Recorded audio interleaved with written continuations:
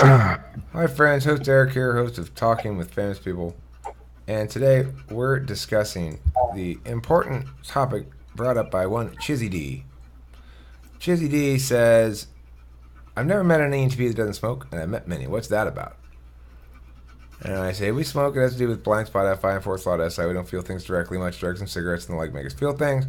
He says, interesting. Thanks for the feedback. It would be really cool if you did a vid on this subject. I said, will do. And he says, I've seen the same with mindless sex as well. I'm wondering if risky behavior is innate. I've noted the same behavior of sex as well in some EHPs, including some of my younger EHP friends, like former debaters and stuff, who are David Dosh reminds me a lot of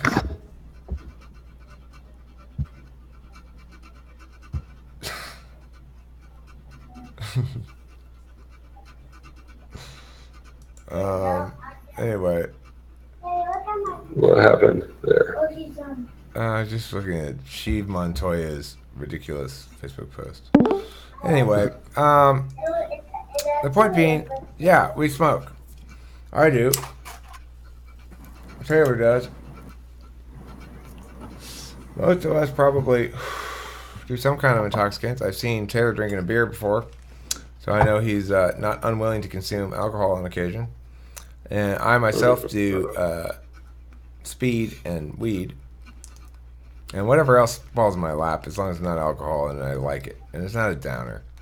Yeah, I don't like downers. But anyway, everybody keeps recommending certain kind of downers to me.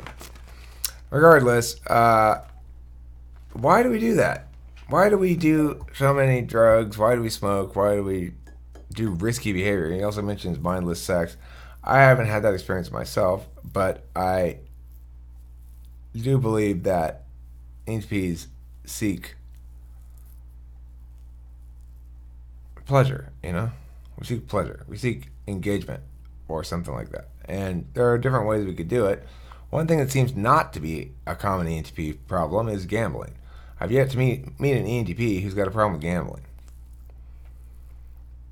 And I think the reason for that is because it's a TI thing. We got TI high enough up that we just don't engage in stuff that obviously makes no sense. So, we like to gamble. The funny thing is we like to gamble. I've yet to meet an ENTP that has a gambling problem. I think the core issue there is drugs and cigarettes and sex are bridge points between the metaphysical and the physical worlds. So, like, gambling is much more of a totally physical thing in that you are hoping a physical process randomly provides you the outcome you want, and it's different. It doesn't mean anything. Any meaning you make doesn't withstand any scrutiny. It's just make believe meaning. So, ENTPs like shit that has real meaning, that has concrete impact upon us, not nonsense we make up just for the sake of making it up. It's got a link, So that's why probably we're not interested in gambling. But I think as far as the cigarettes and stuff, it's a way of dealing with ourselves metaphysically, giving ourselves a little hit of something to, yeah, and then it also gives us the physical sensations of it. That's why it's so appealing. I'm not sure. Taylor, what do you think? Why do we all smoke? It's got SI appeal and probably F. I mean, I guess so. Like, why am I eating a shit ton of cookies? That's probably more of an SI satisfaction. Maybe FI on a weird level. SI seeking. So we want things that are familiar, comfortable, like reliable in terms of making us feel good. And what's more reliable than a chemical that can be relied upon to consistently produce the effects that you want it to produce? There's also, with smoking in particular, and I just want to make clear for anyone who's not familiar with me, my voice sounds like this because I'm sick. But cigarettes in particular have a fidget effect. I know that when I don't smoke, I want to find things to play with all the time. Like if I'm on a plane or something, obviously this is not a very socially acceptable fidget. I find myself doing that a lot. So the fidgets are a big one. And I think that just as far as drugs, cigarettes, everything goes, anything consumptive, ENTP, NE in your first slot is not conducive to general satisfaction. Right. So ultimately, you've got NE up top and SI down low. Nothing in there is conducive to being content just as is. So it makes a whole ton of sense. Also, we're smart enough to understand sustainability. And gambling is not sustainable. Right. It's not. The thing is, I think we're probably not particularly great poker players across the board. And the reason is that third slot FE, poker has so much to do with FE that it doesn't matter how clean I am on the thinking aspects of it. I'm at a disadvantage because I'm not really playing the players. I'm really playing the cards. You know. I think we think we're good at poker, but we're probably not as good as we think we are. Well, ENTPs I've noticed the most consistent streak of overthinking interpersonal shit I've ever seen.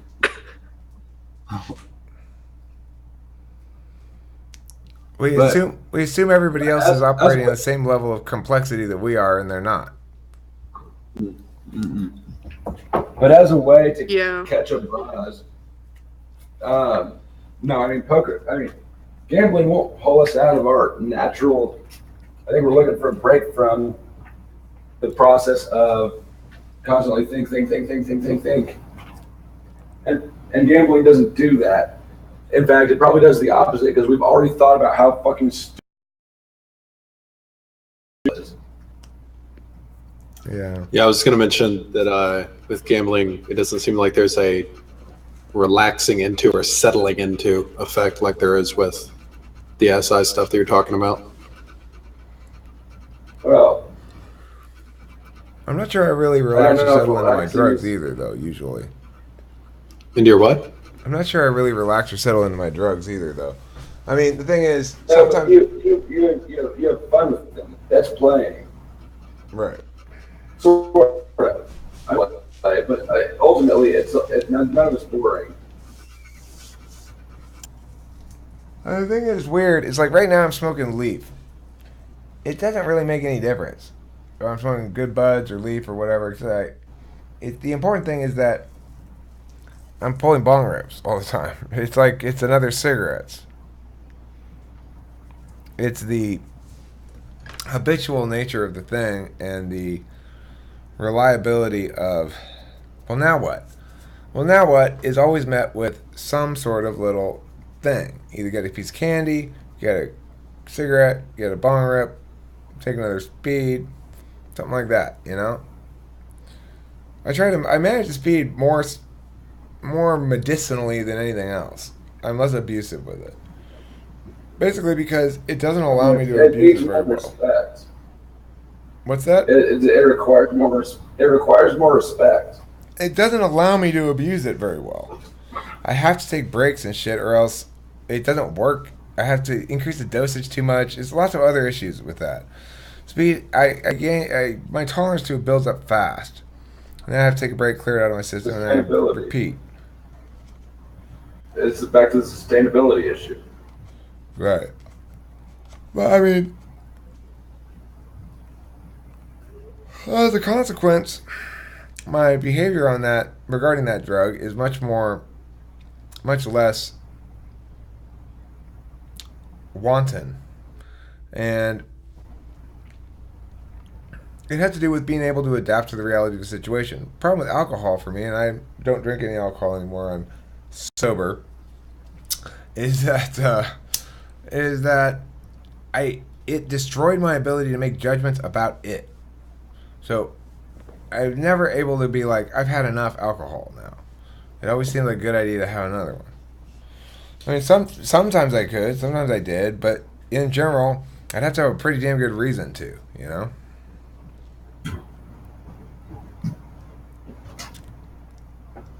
Yeah, thank you. Got vanilla. That's okay. You did good. Okay, so that's my thoughts on cigarettes and stuff, and Taylor's as well. Yeah, you're a lucky guy. You got some ice cream there. Oh yeah. That's SI right there for sure. That's some good SI. I'm gonna have to go down to the Circle K that just opened, not very far from my house here, and they sell actually scoop ice cream. I know. I'm holding this. I'm being patient, just to torment you. I'm enjoying looking at it. It makes me think I'm gonna go get ice cream in a little while. That's the thing. I got Circle K right there. They're open 24 hours. They got scoop ice cream. So fuck it, I'll go get some ice cream. Fair enough. Well, I would have been tormenting you.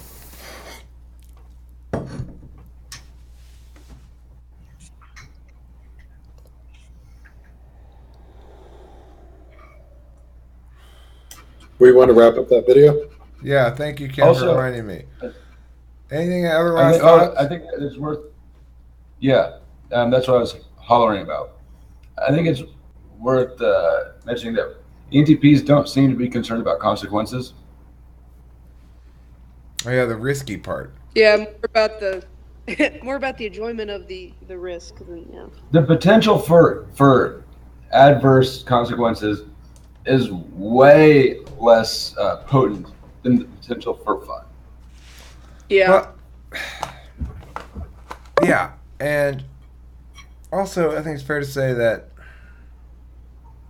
there's a significant over-prioritization of the now versus the medium to long-term future. So Yeah. if I'm going to be dissuaded by consequences, they either need to be severe or immediate or both. And you might say the consequences of smoking are severe, but they're not even guaranteed at all. So We can also talk our way out of a lot of things. I mean, I know I'm pretty confident I will never suffer most consequences. Well, the more we do it, it's like it builds on itself, because the more we succeed in not reaping the consequences that we were aware of but really didn't care about, the more we have confidence that we won't have to ever. You can certainly know that you will reap the benefit, the consequences of saying reap the consequences. That's not a phrase that works. yeah, you don't want to. You probably don't reap consequences, but regardless, I will tell you this: you can push it too far, and you can have it blow up in your face. But yeah, You know, okay. Finish with your cautionary thought, and then I have another one. you got to This is let sort your of- ENTP checks and balances do their checks and balances. Don't have the hubris to actually rely on your ability to talk your way out of shit. You know, Right. put some extra measures That- between yourself and that. It's a last ditch resort. That someday you'll meet a cop who doesn't think you're charming. Mm-hmm. Or or a situation where you Uh, don't have any opportunity to charm, where it's immediately you're thrust into the reality. You know. Yeah. Oh shit! I thought it might be just got worth pulled over. mentioning. My car stinks like weed because I was cleaning a pipe while I'm getting pulled over. You know, like before I got pulled over, I was cleaning a pipe with a torch. It was thick with pot resin. So the car reeked like weed. Stronger than if I had been smoking it 5 seconds before. It's the strongest way you can get your car to smell like weed is to clean a pipe in there with a torch. I had done that about a minute before I got pulled over. So I didn't have any chance to charm, right? It was just a matter of, okay, shit's about to go down. I know it's about to go down. I shouldn't have been so fucking... I mean, the thing is, I had to fuck up on like 3 or 4 different levels for that. I told you. It was a confluence of me ignoring basic precautionary measures, on 3 or 4 different planes concurrently, and then And ignoring ALOR. I actually listened to you. I mean, I did have shit in the box, but even then, it was. I came out and I said, "You're buying this fucking box." That's how I phrased it. And at that point, you complied just for an FE bone to throw. That's actually not how it went down. You said initially, "Hey, you want to buy this box for me?" and put your stuff in. I'm like, "Yeah, totally." And then later on, you followed up with that, but it had already been agreed upon. Well, the point is I had to send the girls out to clean. They cleaned. We waited. That was almost. That was like a teener of stems and seeds that was just in your car. I mean, it wasn't even stems and close seeds. to an eighth. It wasn't even stems and seeds. Oh, just I gave it away. You should have planned it. No, that was. I gave it to someone who sold it. The seeds. I'm sorry, it wasn't stems and seeds. It was just pot. You're right. You're right. It was almost an eighth. It was 3 grams. Yeah, it was 3 grams of just pot. That's was like dashboard pot, Taylor. That's dashboard pot. Yeah, but most people don't have an eighth of dashboard pot. Their loss. I mean, you should have an eighth of dashboard pot. I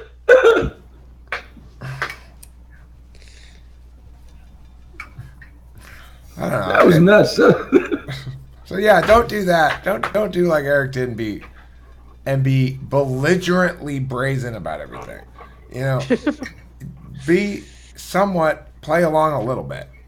You were like 1 roach short, and you could have had enough pot on your dashboard for distribution.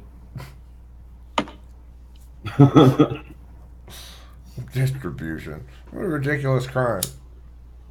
I know, but nevertheless, per the Merriam-Webster dictionary definition of crime, yeah. Anyways, don't be a fucktard. But I think it is worth. I'm going to go ahead and say that TWFP is formally pro-drug. Fuck yeah. And the criminalization and all the laws surrounding drug, the war on drugs, rights violation, and fuck you. Here's the thing. If one of your justifications for being anti-drugs is that drugs make you stupid, bring it, motherfucker. Thanks for watching Talk with Friends, people. Have a pleasant evening, and don't forget to eat plenty of cheese.